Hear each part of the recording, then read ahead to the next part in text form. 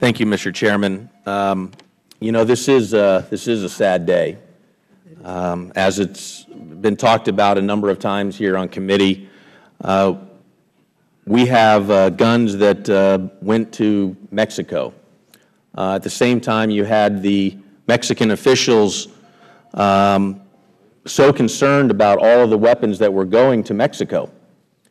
And then we end up with a Border Patrol agent that was shot and killed by guns from the United States going to Mexico. And it is the duty of this committee to get to the bottom of this. And it is clear, and you know, people who might be watching this this hearing, it is clear that there are those that do not want to get to the bottom of this and get the answers. That people would rather use legalese to try to avoid turning over the documents that will help bring closure to a family who lost a family member. And it is our responsibility on this committee to get this done. The other side is making an argument that in some letter talking about getting to the bottom of this or about documents that's mutually satisfactory.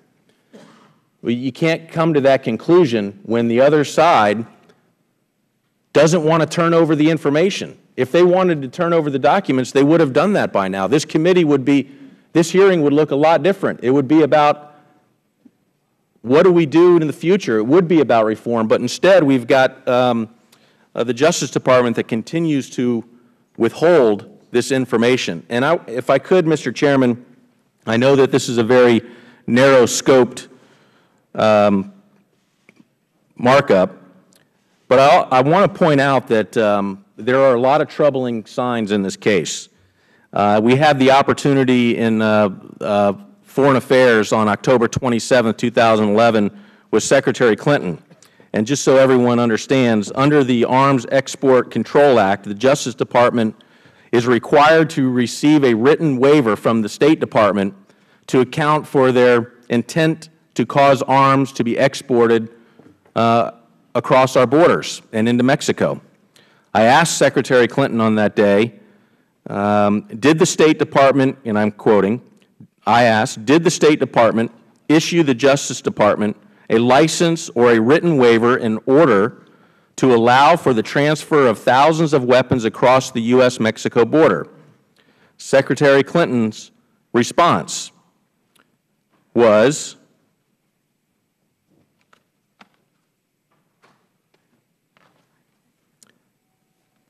Congressman, this is the first time I have been asked this, and I can tell you, based on the record of any activity by the Bureau that would have been responsible, we see no evidence.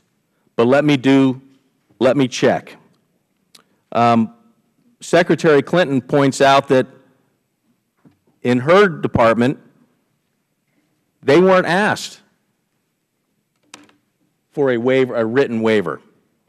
That's in violation of the law. So as this committee moves forward, and I thank the Chairman for his patience, we need to make sure that we get to the bottom of this, that the State Department acknowledges that they weren't asked for this waiver. We're just looking for the information. And here at the last hour, the President is trying to, if they were so willing to give the documents, you wouldn't at the last hour have a letter come from the administration claiming executive privilege or whatever it is that they're claiming. We owe it to the people of this country to get to the bottom of this. We owe it to the family who has lost